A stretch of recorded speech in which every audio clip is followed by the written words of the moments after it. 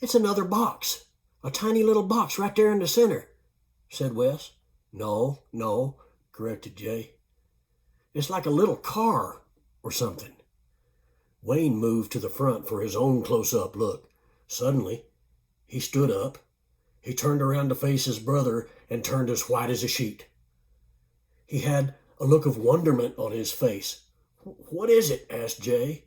"Yeah, what is it, Wayne?" repeated Wes. Finally, Wayne spoke. It's a teeny little Santa sleigh." Chapter 4. The three boys were now on their knees as they concentrated on the contents of the light-filled box. They gathered in shoulder to shoulder and eased up very close to the box. They were strangely unafraid of this very special container and the tiny item inside it. Their silhouette made a striking scene as they knelt before the brightly lit small stage. Even a casual observer would draw a parallel to the three wise men at the manger. The boys ran their eyes over every square inch inside, and they were in awe. For some reason, they felt pleased rather than scared by the experience. Jay said, "Would you look at that?" And Wayne said, "The colors are kind of Christmassy." Indeed, the colors were Christmassy. The intensity of the colors waxed and waned, much like that of the northern lights. At its peak, pure bands of red, white, and green planes of light moved freely within the box. When one of the colored lights dimmed to nearly nothing, the cyclical intensity of another color repeated the brightness cycle. All the while, there was a golden, sparkly twinkle dust falling away from the lights and drifting toward the bottom of the box. "It's like a Christmas present turned inside out," said Wes, being poetic. Jay asked the others, "Y'all notice how all the light and stuff and the smoke and stuff is either moving toward or away from that tiny thing in the middle?" Wes said, "Yeah, that little thing is either sucking in all the juice or pushing it all out. It's hard to tell which." Wayne said, "I think it's breathing." "I think you're right," said Jay. "The more it breathes, the brighter the thing in the middle gets. I may be wrong, but I think it might be getting bigger, too." Jay stood up, and the other boys stood up, too. "You know what?" said Jay. "I bet that sleigh is going to grow to full size if we open the box way open." "Maybe we ought to close it back then," said Wayne. "I think you're right," said Jay. He was trying to speak calmly as to not start a panic. "Let's put this cover back on and see if it shrinks again. We are definitely going to have to get this whole box back to the house so we can work on it in private." A flurry of activity ensued, and the boys were able to recapture their prize within the box. Except for the odd bent nail here or there, they got the box good and closed up again. The light show seemed to stop, so they figured it was under control. With that done, they pondered the problem of getting it home without arousing too much interest from all the neighbors. "Have faith, boys," said Jay. "The solution will present itself in due time." Well, if Jay had it all figured out, there was no need for the younger two boys to expend any more brain power on the issue, so Wes and Wayne quit worrying about it. That is, until he said, "Hey, we need to get this out to the railroad tracks." "What?" yelled Wes a little too loudly. "To the railroad tracks," Jay repeated. "How we going to get it there?" asked Wes. "Tools," said Jay. "Tools. We have everything we need to build a land barge. Wayne, get all them tools together." "We don't need much more than a hatchet and some rope," said Wayne. "Well, I think you're right, Wayne. By the way, I'm sure glad you insisted on us bringing that rope," said Jay. Jay took only a few quick chops to cut down two like-sized, long, skinny pine saplings. He used small branches from them to cut off several short rungs for the ladder he was laying out on the forest floor. The rope was actually cotton clothesline that was normally used for, well, clothesline. Now it was going into higher service.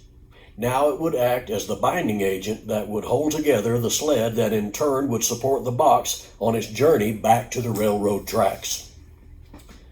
Time was the enemy now that a decision was made to transport the box back home. They were so focused on the box up to this point that they missed lunch altogether, even though they heard the sawmill whistle signal 12 noon dinner time. This would be difficult to explain when they finally got home. Unless a prearranged agreement had been made, everyone was supposed to be present at every meal. As the dragging device neared completion, Wayne asked, "Hey, what are we going to tell Mama when we get home, Jay?" "Well, we'll tell her the truth. We'll say we found a box in the creek. We'll say we dug it out of the creek.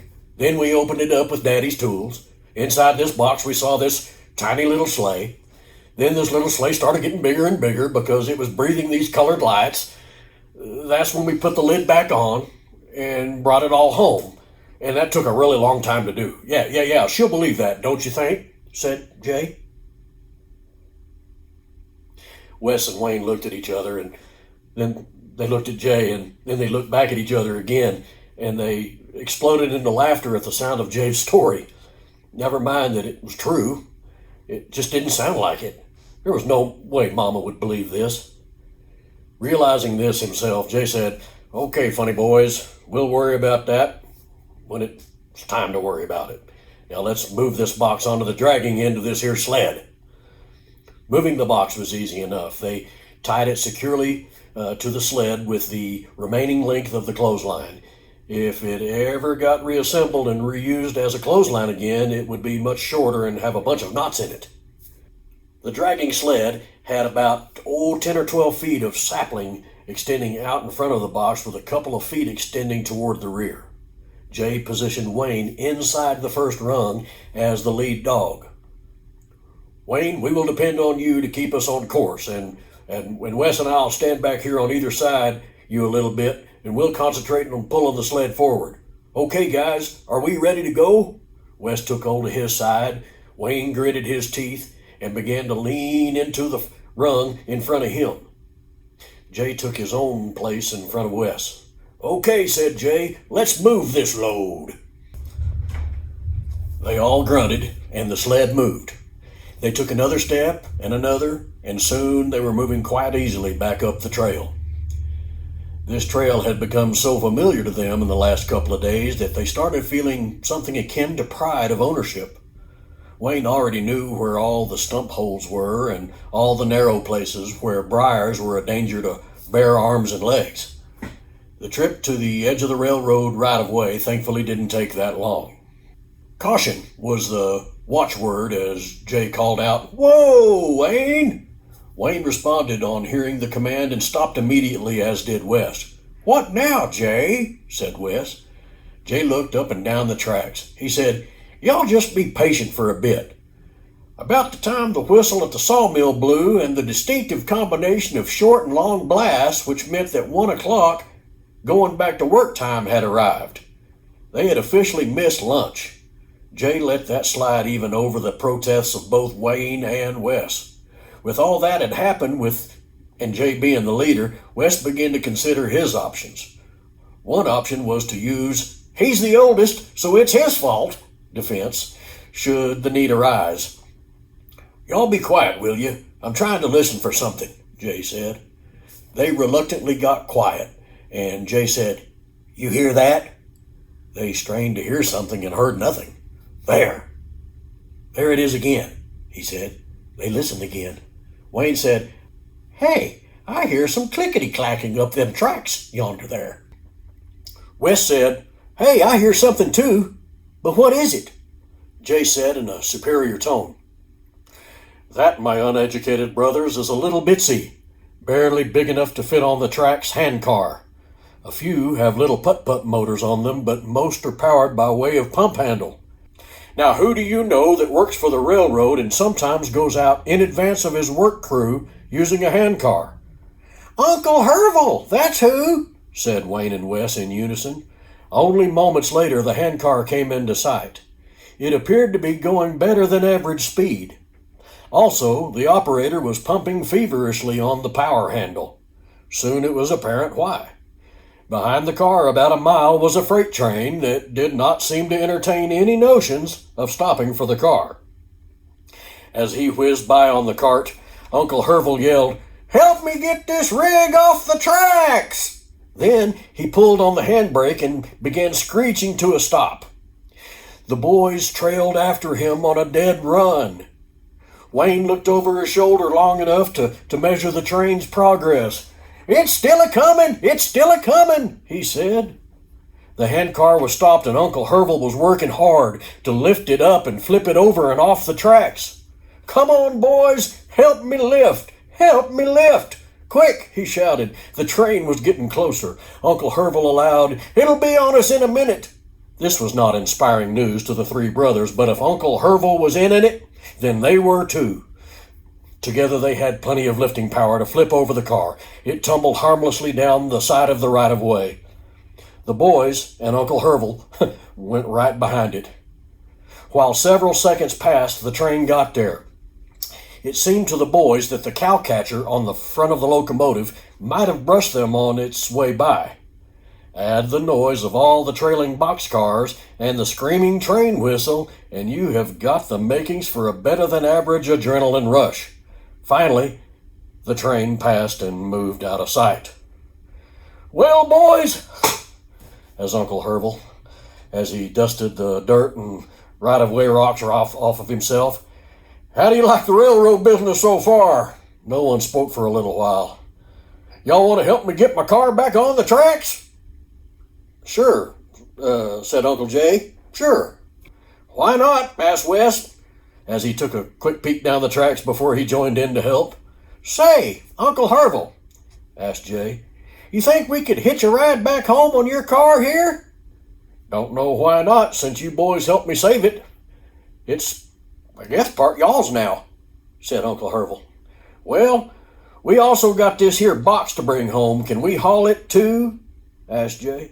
"Sure," agreed Uncle Herval. They flipped the car a couple of times to get it up near the tracks. They listened a respectful amount of time to assure themselves that no new trains were coming. Then they lifted and positioned the car back into place. Everybody piled on and they rode it back the short distance to where Uncle Herval had passed up the boys. Once there, the boys pointed out the box to Uncle Herval. "Oh," he growled, "that's a pretty big box. I don't know if it'll fit." Jay offered, "Tell you what, let's put the box and the drag sled on the handcar with the box mostly hanging off the front, and we can all stand or sit on the part of the sled that sticks out the back of the handcar. That way we can counterbalance the weight of the box." "Worth a try, Uncle Herval." With the logistics kind of figured out, they drug up the box up the side of the right-of-way and placed it directly in front of the car, with the front end of the sled facing the car. They lowered the front end onto the car, and while Uncle Herval lifted on the sled just behind the box, the boys readied themselves to act as the counterweights on the other end. The whole thing worked out perfectly. "Now, who wants to pump the handle?" asked Uncle Herval. Wayne was in the front, one of the counterweights, and he said, "I do." So off they went down the tracks and back to home. Jay was already thinking that with them bringing Uncle Herval with them for a late lunch, maybe they would not be in so much trouble after all. "Boy, Uncle Herval, this thing sure is fun to ride," said Jay. "Yeah, well, I guess it is," said Uncle Herval with one of his characteristic growled responses. "Jay, I reckon I've taken it for granted. Having you boys on here kind of brings back the fun to me, too. Say, by the way, what you boys got in that box anyway?" Wes, Wayne, and Jay all looked at each other. Jay decided to tell the truth and went ahead and said, "Well, Uncle Herval, here's the story.